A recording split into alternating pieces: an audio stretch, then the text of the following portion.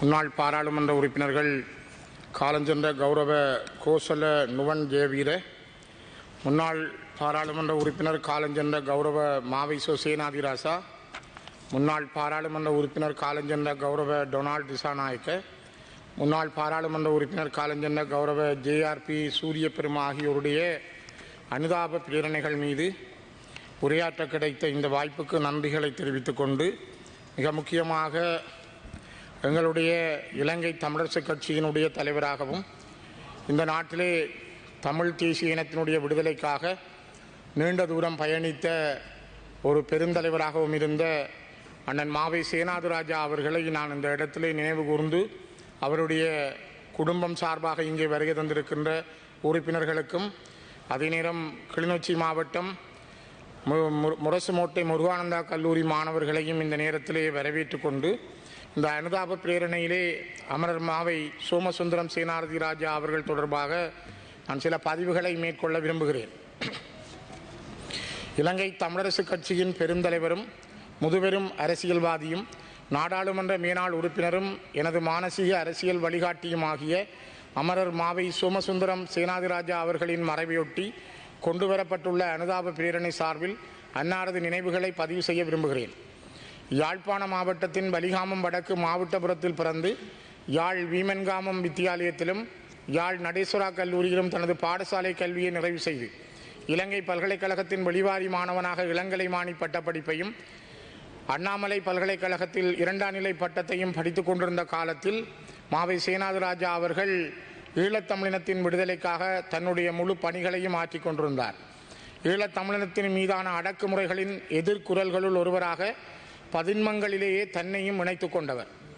ஈழத்தமிழர்களின் தன்னாட்சி கோரிக்கை என்ற அரசியல் கருத்தியலின் அடிப்படையில் உருவாக்கம் பெற்ற இலங்கை தமிழ் தேசிய இயக்கத்தில் தனது 19வது வயதிலேயே இணைந்து கொண்ட மாவை அண்ணரின் அரசியல் பிரவேசத்துக்கான காலவெளி அப்போதுதான் மெல்ல கருக்கொள்ள தொடங்கியது.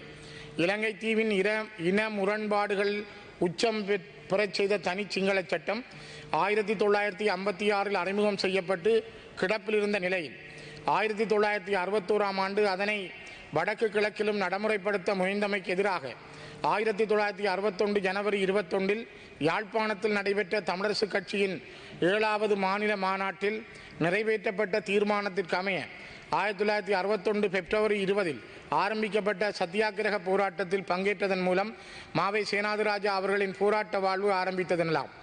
பின்னர் இலங்கை தமிழரசுக் கட்சியின் இளைஞரணி உறுப்பினராக, ஈழத்தமிழர் இளைஞர் இயக்கத்தின் செயலாளராக, தமிழர் விடுதலை கூட்டணியின் தமிழ் இளைஞர் பேரவையின் செயலாளராக கால பெறுமதி மிக்க அரசியல் பணியாற்றிய இவர் 1969 முதல் 1983 வரையான காலப்பகுதியில் இலங்கை அரசால் கைது செய்யப்பட்டு மட்டக்களப்பு மெகசின், வெலிக்கடை உள்ளிட்ட 8 சிறைச்சாலைகளில் 7 ஆண்டுகள் தடுத்து வைக்கப்பட்டார்.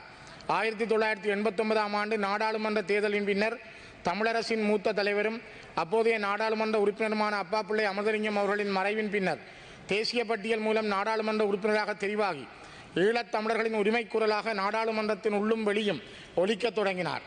ஈழ விடுதலை போராட்ட எழுச்சியின் போதும் அதன் வீழ்ச்சியின் பின்னான தமிழ் தேசிய அரசியல் தளத்திலும் மாவை சேனாதிராஜா அவர்களது பணிகளின் கனதி மிகப்பெரியது. ஒடுக்குமுறைக்கும் இன அழிப்புக்கும் உள்ளாக்கப்பட்ட ஒரு இனத்தின் அரசியல் குரலாக இருந்து பன்னாட்டு அரசியல் ஒழுங்கிலும் ஜெனீவா அரங்கிலும் தன்னாட்சி உரிமை கோரும் ஈழத்தமிழரின் அரசியல் பயணத்திற்கு அங்கீகாரம் தேடும் வரலாற்று பணியை அவர் தன் வாழ்வாக்கி கொண்டவர். மென்வலு போக்கில் நம்பிக்கை கொண்ட செயல்பாட்டு அரசியல்வாதியாக இருந்து இலங்கை தமிழரசுக் கட்சி என்ற தமிழ் தேசிய அரசியல் பேரியக்கத்தின் ஒரு தசாப்த கால தலைவராக கட்சியின் இயங்குதளத்தையும் மக்கள் அபிமானத்தையும் சிதையாமல் காத்த அவர்தான் இன்று தமிழ் தேசிய அரசியல் தளத்தில் இருக்கும் என் போன்ற பலருக்கு அரசியல் வழிகாட்டி. உள்நாட்டு மற்றும் பன்னாட்டு அரசியல் தளம்பல் மிகுந்திருந்த 2014 செப்டம்பரில் இலங்கை தமிழரசுக் கட்சியின் தலைவராக பொறுப்பேற்றுக் கொண்டது முதல் தன் அந்திமத்தின் போதான இறுதி கணம் வரை எமது கட்சியின் தலைவராக தெளிவார்ந்த அரசியல் செயல்பாடுகளே அவரது தெரிவுகளாயிருந்தன. வட்டுக்கோட்டை தீர்மானம் தொடக்கம் இன்றைய நாள் வரையும் தமிழ் மக்கள் அவாவி நிற்கும் தீர்க்கம் மிகு அரசியல் தீர்வை எமக்கு கிடைத்த ஜனநாயக சந்தர்ப்பங்களிலெல்லாம் எமது இனம் ஒருமித்து வெளிப்படுத்தியே வந்திருக்கிறது. அதன் தொடர்ச்சியாக 2009ஆம் ஆண்டு முள்ளிவாய்க்காலில் மேற்கொள்ளப்பட்ட கட்டமைக்கப்பட்ட இனப்படுகொலையின் பிற்பாடு பன்னாட்டு சமூகத்துடன் இணைந்து தமிழ் மக்களுக்கு அவர்களின் நியாயபூர்வமான அரசியல் அபிலாஷைகளை நிறைவு செய்யக்கூடிய அர்த்தமுள்ள அரசியல் தீர்வு நோக்கிய பயணத்தில் உலகத்தின் எதிர்பார்ப்பை அங்கீகரித்து இலங்கை அரசாங்கத்தின் போருக்கு பிந்திய நிலைப்பாட்டாலும் சிங்கள பௌத்த பேரினவாத சிந்தனையினாலும் பின்னடைவுகளை எதிர்கொள்ள நேரிட்ட போதும் அமரர் மாவை சேனாதிராஜா அவர்கள் எல்லா வகை சமாதான முன்முயற்சிகளுக்காகவும் மிக கடுமையாக உழைத்திருந்தார். போருக்கு பின்னர் யாழ்ப்பாணத்தை மையப்படுத்தி கட்டமைக்கப்பட்டிருந்த தமிழரசு என்ற அரசியல் ஆலமரம் கிளிநொச்சி மண்ணிலும் விழுதறிந்து வளர்ந்ததில் மாவை அண்ணனின் பங்கே விரவி இருக்கிறது. தமிழ் தேசியத்தின் இருப்பையும் இனத்துவ உரித்தையும் அவாவி நிற்கும் ஓர் அரசியல் கட்சியின் பயணம் தடம் மாறாததாக இருக்க வேண்டுமெனில் அது முழுக்க முழுக்க மக்கள் மயப்பட்டதாக, மக்களின் மன உணர்வுகளுக்கு நெருக்கமானதாக இருக்க வேண்டும் என்பதை தனது அரசியல் அனுபவத்தால் உற்றுணர்ந்த மாவை அண்ணன் ஈழத்தமிழ் சமூகத்தின் இருவரும் சக்திகளாகிய இளைஞர்களையும் மகளிரையும் சமதனத்தில் இழைத்து பயணிக்கும் எல்லா வகை பிரயத்தனங்களிலும் ஈடுபட்டிருந்தார். அத்தகைய முதிர்ச்சிமிக்க அவரது செயல்பாடுகளின் பயன் விளைவினால்தான் தமிழ் தேசியம் அதன் கொள்கை இறுக்கமும் கொதிநிலையும் தாளாது அடுத்த சந்ததியிடத்தே இன்று கையளிக்கப்பட்டிருக்கிறது. ஈழத்தமிழர்களின் தன்னாட்சி உரிமைக்காகவும் நீடித்த செழுமை மிகு இருப்புக்காகவும் தொலைநோக்கான வழிகாட்டலை வழங்குகின்ற பொறுப்பை ஏற்று இலங்கை தமிழரசு கட்சியையும் மக்களையும் கொள்கை பற்றுறுதியோடு தீர்க்கமான வழிமுறைகளில் முன்னேற்றி சென்ற ஒரு பெருந்தலைவராகவே அவரது மறைவின் பின்னும் மாவை அண்ணருக்கான அடையாளம் மக்கள் மனங்களில் நிலை பெற்றிருக்கிறது. நாங்கள் ஒரு சுதந்திர அரசியல் இயக்கமாக, மக்கள் திரட்சி நிறைந்த தேசமாக எம்மை உருவாக்கி கொள்ளாத வரை பலவீனமான அரசியல் கோரிக்கையாளர்களாகவே இருக்க வேண்டி ஏற்படும் என்பதை உணர்ந்தவராக தமிழரசு கட்சியை மக்கள் பேரியக்கமாக வழிநடாத்தி செல்ல வேண்டும் என்ற நேர்த்திமிகு சிந்தனையில் பின்வாங்காத பெருந்தலைவராக இருந்த எனது அரசியல் வழிகாட்டியும் எமது கட்சியின் மறைந்த பெருந்தலைவருமாகிய அண்ணன் மாவை சேனாதிராஜா அவர்களின் தடங்களை இறுக பெற்றியபடி சரிந்து போயிருக்கக்கூடிய தமிழரசின் செயலூக்கத்தினை மீள நிலைநிறுத்துவதற்காக தமிழ் தேசிய ஆர்வலர்களோடும் தொண்டர்களோடும் இணைந்து ஒழுகி எமது அரசியல் இயக்கத்தை நிலைநிறுத்துவதன் வழி ஈழத்தமிழினத்தின் விடுதலை நோக்கிய பயணத்தை இதய சுத்தியோடு முன்கொண்டு செல்ல உழைப்பதுவே அன்னாருக்கான உயரிய அஞ்சலி என்பதை உணர்ந்த ஒருவனாக அத்தகையதொரு மன உறுதியோடு அவரது மறைவுக்கான எனது அஞ்சலிகளை தெரிவிப்பதோடு அண்ணன் மாவை சேனாதிராஜா அவர்கள் 2001ஆம் ஆண்டு 11ஆம் மாதம் 28ஆம் தேதி ஒரு யுத்தம் நிறைந்து யுத்தத்தினுடைய நடுப்பகுதி காலத்திலே தீவகத்திலே அரசியல் பிரச்சார பணிக்காக சென்ற பொழுது அப்பொழுது இலங்கையினுடைய செல்வாக்குமிக்க அமைச்சராகவும் பாராளுமன்றத்திலே தன்னை அங்கம் வகித்துக் கொண்ட டக்ளஸ் சிவானந்தா அவர்களுடைய ஆயுத குழு நாரந்தனை தம்பாட்டியில் வைத்து அண்ணன் மாவை சேனாதிராஜா மீது நடத்திய கொலைவரி தாக்குதலில் ஏரம்பு பேரம்பலம் என்பவரும் யோகசிங்கம் கமல் ஸ்ட்ரோங் என்பவரும் அந்த இடத்திலே வாள்களால் வெட்டியும் துப்பாக்கியால் சுட்டும் படுகொலை செய்யப்பட்டார்கள். அதேநேரம் அண்ணன் மாவை சேனாதிராஜா, சிவாஜிலிங்கம் மற்றும் கிராம அலுவலராக இருந்த சிவராசா உட்பட 28 பேர் காயமடைந்திருந்தார்கள். மிகப்பெரிய கொலைவரி தாக்குதலை டக்ளஸ் தேவானந்தா தலைமையிலான இபிடிபி என்கிற அரசு சார்பு ஆயுத குழு 2001ஆம் ஆண்டு 11ஆம் மாதம் 28ஆம் தேதி ஊர்வாத்துறையினுடைய தம்பாட்டி நாரந்தனை பகுதியிலே இந்த கொலைவரி தாக்குதலை நடத்தியிருந்தது. அதிலே கூட அண்ணன் மாவை சேனாதிராஜா அவர்கள் தப்பித்து தன்னுடைய பயணத்தை இறுதி வரை மிகப்பெரிய காயத்தோடு அவர் இன்று வரை இறக்கும் வரை தன்னுடைய பணியை ஆற்றியிருந்தார். அதே நேரம் இன்றும் சிவாஜிலிங்கம் அவர்கள் விழுப்புண்ணடைந்த நிலையிலும் ஒரு இயலாதவராகவே தன்னுடைய காட்சியை திறக்கும்பதை நாங்கள் பார்க்க முடிகிறது. ஆகவே இந்த மண்ணிலே நீண்ட ஒரு முறை ஆனையரவு பகுதியில் அண்ணன் மாவை சேனாதிராஜா அவர்கள் இராணுவத்தினரால் அடித்து கொலை செய்யப்பட்டு இறந்து விட்டார் என்ற நிலையிலே எறிந்து விட்டு போன நிலையிலும் அவர் உயிர் தப்பி இருந்தார். ஆகவே அவருடைய வாழ்க்கை பயணம் என்பது மக்களுக்காகவும் இந்த மக்களுடைய நல்நிலைக்காகவும் தன்னால் முடிந்தவரை ஆற்றிய பணியாகவே இருக்கிறது. அவருடைய குடும்பத்தினருக்கும் எங்களுடைய ஆழ்ந்த அனுதாபங்களை தெரிவிப்பதோடு அவருடைய இழப்பு என்பது இன்று நேற்று நாங்கள் பார்க்கிற பொழுது தமிழ் தேசிய அரசியலில் எவ்வளவு ஒரு பெரிய இடைவெளியை ஏற்படுத்தி இருக்கிறது, அது தமிழ் மக்களுக்கு எவ்வளவு பாரதூரமானது என்பதை கூட உணர முடிகிறது. ஆகவே அண்ணன் மாவை சேனாதிராஜா அவர்களுக்கும் ஏனையவர்களுக்கும் இந்த இடத்துல என்னுடைய அஞ்சலிகளை செய்து அனுதாப பேரணியை நிறைவு செய்கிறேன். බෙහෙවින් ස්තුතිවන්ත වෙන ඔබතුමාට. මීළඟට එස් බවානන්ද රාජා මන්ත්‍රීතුමා ඔබතුමාට අවස්ථාව. சபைக்கு தலைமையாகின்ற கௌரவ உறுப்பினர் அவர்களே, இன்றைய தினம் இந்த அனுதாப பிரேரணையிலே எமது யாழ்ப்பாணத்திலே பலிகாமம் வடக்கு பகுதியிலே பிறந்த மாவை சேனாதிராஜா அவர்களை பற்றி இந்த அனுதாப உரையை ஆற்ற சந்தர்ப்பம் தந்தமைக்கு நன்றி கூறிக்கொண்டு, அமரர் மாவை சேனாதிராஜா அவர்கள் எனது கிராமத்தின் அயற்கிராமமான மாவட்டபுரத்திலே பிறந்து தனது பேரை அந்த மாவட்டபுரத்தை சுருக்கி மாவை சேனாதிராஜா என மாற்றியிருந்தார். அவ்வளவு தூரம் தனது கிராமத்தையும் மக்களையும் நேசித்த சேனாதிராஜா அவர்கள் 1942ஆம் ஆண்டு அக்டோபர் மாதம் 27ஆம் தேதி மாவட்டபுரத்திலே சோமசுந்தரம் தையல்நாயகி தம்பதிகளுக்கு மகனாக அவதரித்திருந்தார். தனது ஆரம்ப கல்வியை வீமன்காமம் மகா வித்தியாலயத்திலும் பின்னர் நடேஸ்வரா கல்லூரியின் கல்வி பயின்று யாழ் தொழில்நுட்ப கல்லூரியிலும் கல்வி கற்றிருந்தார். அத்துடன் பேராதனை பல்கலைக்கழகத்திலே வெளிவாரி மாணவராகவும் பதிவு செய்திருந்த அவர் தனது பாடசாலை காலத்தில் பல இளைஞர் அமைப்புகளை உருவாக்கி அதன் தலைவராக இருந்து தனது ஆரம்ப காலத்திலேயே, அதாவது 15 வயதுகளிலேயே நமது தமிழ் மக்களின் போராட்டத்தை முன்னெடுத்து செல்வதற்காக பல சமூக அரசியல் போராட்டங்களில் ஈடுபட்டு அதன் பின்னர் இந்தியாவுக்கு அண்ணாமலை பல்கலைக்கழகத்திலே அரசியல் விஞ்ஞானத்திலே முதுகல கலைமானி பட்டத்தையும் பெற்றிருந்தார். அவர் தமிழ் இளைஞர்கள் இந்த பல பிரச்சனைகளால் முகம் கொடுத்த தரப்படுத்தல் பிரச்சனை, பல்கலைக்கழகவாதிகள் மறுக்கப்பட்டது, அத்துடன் தனி சிங்கள சட்டங்கள் எல்லாம் வந்தபோது அவற்றுக்கெல்லாம் எதிராக இளைஞர்களை அணிதிரட்டி ஒரு போராட்டங்களை நடத்தியிருந்தார். அதன் பரலாக அநேக 8 ஆண்டுகளுக்கு மேலாக பல்வேறு சிறைச்சாலைகளில் சிறை செல்ல நேரிட்டது. அவர் சிறை மீண்டு வரும்பொழுதெல்லாம் அவரை வரவேற்பதற்காகவே ஒரு இளைஞர் கூட்டம் காத்திருக்கும். அந்த வகையிலே நாங்கள் சிறுவர்களாக இருந்தபொழுது எமது பாடசாலைகளுக்கு அருகாமையில் நடைபெற்ற அமரர் மாவை சேனாதிராஜா உரையாற்றும் கூட்டங்களுக்கு நான் சென்றிருக்கின்றேன். மிகவும் உயரமும் நல்ல கனிவான ஒரு உடல் வாகுங்கொண்ட திரு மாவை சேனாதிராஜா அவர்கள் அவருடைய பேச்சை கேட்பதற்கு இளைஞர்கள் அணிதிரண்டிருப்பார்கள். அந்த நேரத்திலே அவருக்கு இரத்த திலகமிட்டு வரவேற்பதை நான் அங்கு பார்த்திருக்கின்றேன். அவ்வளவு தூரம் இளைஞர்கள் மத்தியில் மிகவும் பிரபல்யமாக இருந்த மாவை சேனாதிராஜா அவர்கள், நாங்கள் எப்பொழுதுமே அவரை மாவை அன்னை என்றுதான் கூப்பிடுவோம். அந்த அளவுக்கு அவர் மிருக்கமாக எங்களோடு பழகியிருந்தார்.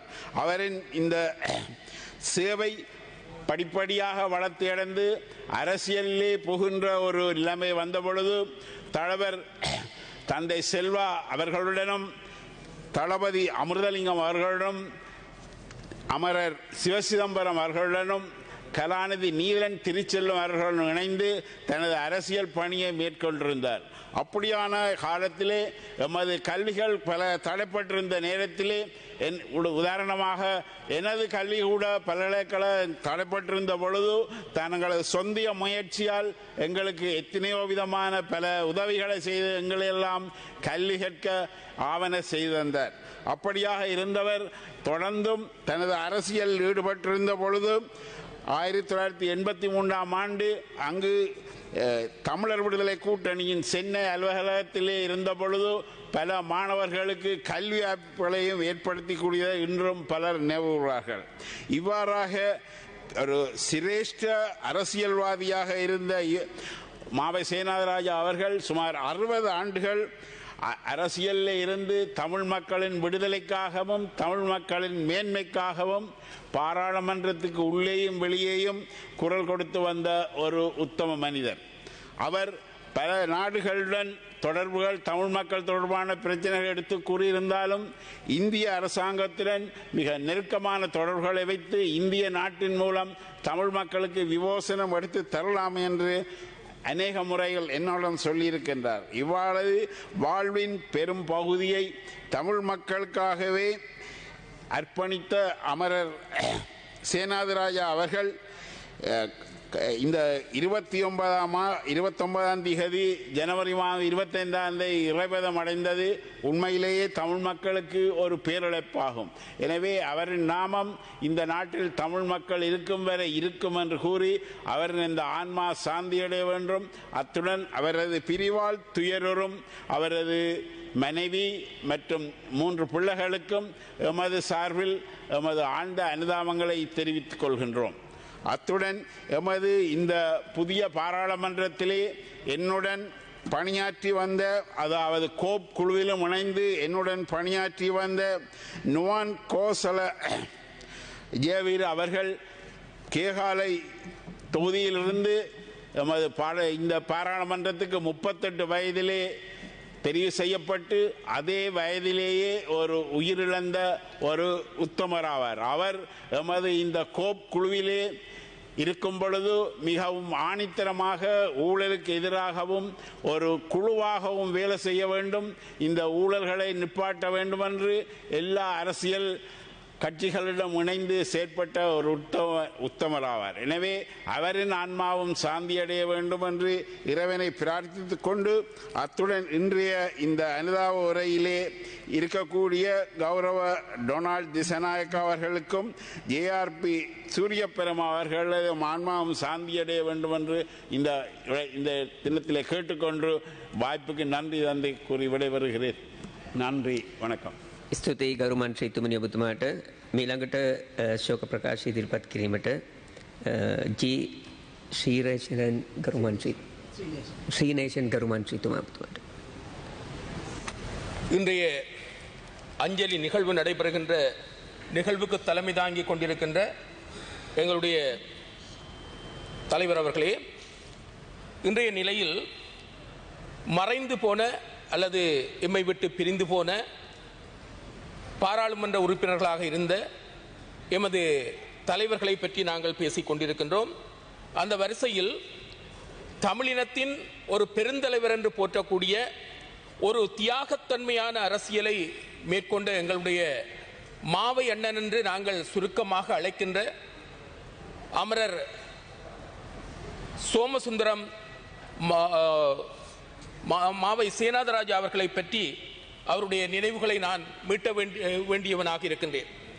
அந்த வகையில் 1942ஆம் ஆண்டில் பிறந்த மாவை சேனாதராஜா அவர்கள் தனது வரலாற்றை 2024ஆம் ஆண்டிலே முடித்திருக்கின்றார். இந்த காலத்தில் அவர் அனுபவித்த வேதனைகள், சோதனைகள் என்பன எண்ணில் அடங்காது. அவரை பொறுத்தமட்டில் ஒரு இனத்தின் விடுதலைக்காக செயற்பட்ட ஒரு போராளி என்றுதான் கூற வேண்டும். அவர் உண்மையில் 19 வயதிலேயே அவர் உண்மையில் பட்டப்படிப்பை மேற்கொண்டிருந்தவர், சட்டப்படிப்பையும் மேற்கொண்டிருந்தவர். இந்த படிப்புகள் எல்லாம் இடையில் நிறுத்தப்பட்டதற்கு காரணம் அவருடைய விடுதலை தாகம், தமிழினத்தின் ஒரு உரிமைக்கான அந்த போராட்டத்தில் தன்னை மிகவும் நெருக்கமான ஒரு போராளியாக அவர் இணைத்துக் கொண்டார். அவரை பொறுத்தமட்டில் 1942ஆம் ஆண்டில் பிறந்திருந்தாலும் பாடசாலை பருவத்தில் 13 வயது என்று சொல்வார்கள், அந்த காலத்திலேயே தமிழினத்தின் விடுதலைக்காக தன்னை அர்ப்பணித்துக் கொண்ட ஒரு தியாக தலைவராக அவரை குறிப்பிட முடியும். அவர் 19 வயதில் தமிழரசு கட்சியில் இணைந்து கொண்டார். தமிழரசு கட்சி என்பது தந்தை செல்வாவால் உருவாக்கப்பட்ட தமிழினத்தின் விடுதலைக்காக ஒரு தூய்மையான பயணத்திற்காக ஆரம்பிக்கப்பட்ட கட்சி. அப்படிப்பட்ட ஒரு கட்சிதான் இந்த விடுதலைக்கு பொருத்தமானது என்பதை உணர்ந்து அந்த கட்சியில் இணைந்து கொண்டு தன்னால் முடிந்த அத்தனை போராட்டங்களிலும் தனது பங்களிப்பை கொடுத்தவர், பேச்சுவார்த்தைகளில் பங்களிப்பை கொடுத்தவர். அதே போன்று பல்வேறுபட்ட புலம்பெயர்ந்த நாடுகளில் சென்று கூட தன்னுடைய கருத்துக்களை பரிமாறிக்கொண்ட ஒரு பெருந்தலைவராக இவர் காணப்படுகின்றார். மாவை சேனாதராஜா அண்ணனை பொறுத்தமட்டில் அவர் உண்மையில் தந்தை செல்வாவுக்கு ஒரு தனையன் போன்று, அதாவது ஒரு விசுவாசம் உள்ள ஒரு தனையன் போன்று விளங்கி இருக்கின்றார். அதே போன்று அவரை எடுத்துக்கொண்டால் அமிர்தலிங்க மன்னன், சிவசிதம்பரம் ஐயா மற்றும் கோப்பாய் கதிரவேல் பிள்ளை மற்றும் அதே போன்று ராஜதுரை மட்டக்களப்பு போன்றவர்களுக்கு ஒரு நல்லதொரு தம்பியாக இருந்திருக்கின்றார். அதே போன்று எம்மை போன்றவர்களுக்கு, குறிப்பாக உங்களுக்கு சொல்லக்கூடியதாக இருக்கும். இதற்கு முன்பாக இருந்த காசியானந்தன், மட்டக்களப்பில் காசியானந்தன் என்றால் தெரியும், கவிஞர் காசியானந்தன் என்று அழைக்கப்படுகின்றவர். அவர் இப்போது இந்தியாவில் இருக்கின்றார். கவிஞர் காசியானந்தன், நடேசானந்தன், வன்னே ஆனந்தன் என்று சொல்லப்படுகின்ற அந்த காலத்தில் இந்த விடுதலைக்காக கூடுதலாக தங்களை அர்ப்பணித்த அந்த இளைஞர்கள் மத்தியில் அவர் அப்போது அவர்களுக்கு மிக நெருக்கமான ஒரு சகபாடியாக, நண்பராக இருந்திருக்கின்றார்.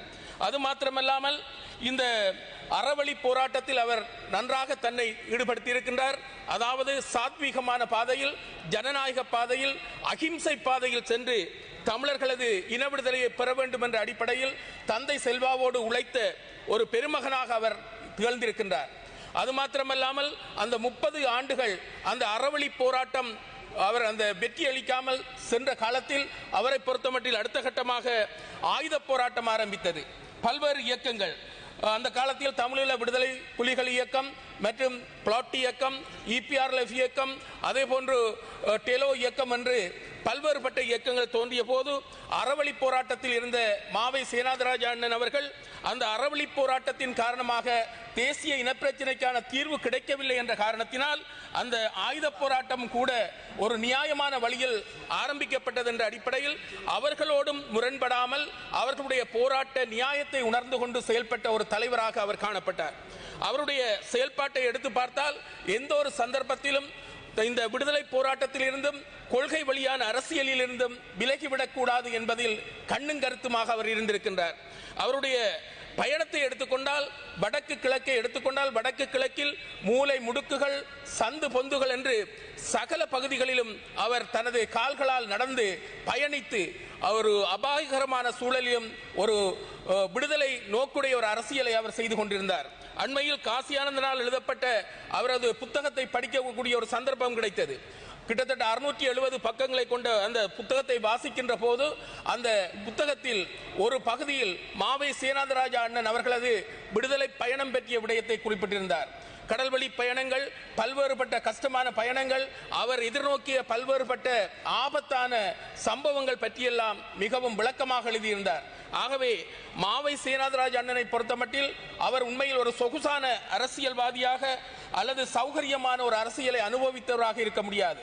அவர் 1942ஆம் ஆண்டில் பிறந்து 6 வயது காலத்தில் இலங்கையில் பிரஜா உரிமை சட்டம் கொண்டு வரப்பட்டது. அடுத்ததாக வாக்குரிமை சட்டம் 1949 கொண்டு வரப்பட்டது. இந்த சட்டங்கள் மலையக மக்களின் பிரஜா உரிமையையும் குடியுரிமையையும் பறிப்பதை கண்டவுடன் அவர் அந்த இளம் பருவத்திலேயே, மாணவனாக இருக்கின்ற பருவத்திலேயே தமிழர்களுக்கு அநியாயம் நடந்திருக்கின்றது என்பதை புரிந்து கொள்ளக்கூடிய ஒரு 7-8 வயது சிறுவனாக அவர் இருந்திருக்கின்றார். அதற்கு அடுத்த கட்டமாக 1956 கொண்டு வரப்பட்ட தனிச்சிங்கள சட்டம், 1958 கொண்டு வரப்பட்ட ஒரு இனப்படுகொலை, இவ்வாறான விடயங்களால் அவருடைய சிந்தனை, அவருடைய நோக்கு என்பது விடுதலை அரசியலை நாடி சென்றிருக்கின்றது. அது மட்டுமல்லாமல் 1957 கொண்டு வரப்பட்ட அந்த பண்டா செல்வா ஒப்பந்தம் எழுதிய மை காய்வதற்கு முன்பாகவே கிழித்தறியப்பட்டது என்று சொல்வார்கள். ஜிஆர் ஜெயவர்தனா அவர்கள் பாத யாத்திரை மேற்கொண்டு இனவாதத்தை ஏற்படுத்திய போது அந்த நேரத்தில் அந்த ஒப்பந்தம் கிழித்தறியப்பட்டதாக கூறப்படுகின்றது. எனவே அந்த ஒப்பந்தம் கிழித்தறியப்பட்டது. 1965ஆம் ஆண்டு டட்லி செல்வா ஒப்பந்தம் கிழித்தறியப்பட்டது.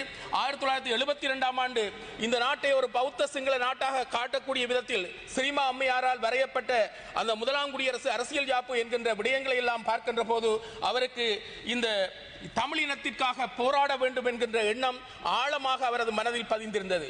உண்மையில் சொல்வார்கள், ஒரு குறிப்பிட்ட வயது, ஒரு 60 வயது வருகின்ற போது எல்லோரும் ஓய்வு பெற்று விடுவார்கள் என்று சொல்வார்கள். ஆனால் அவரை பொறுத்தமட்டில் அந்த 19 வயதில் ஆரம்பித்த அவரது போராட்டம் கிட்டத்தட்ட 82 வயது அவர் அந்த தன்னுடைய உயிரை இழக்கின்ற வரைக்கும் அந்த போராட்ட அரசியலில் தன்னை ஒரு முக்கியமான பாத்திரமாக அவர் வைத்திருந்திருக்கின்றார்.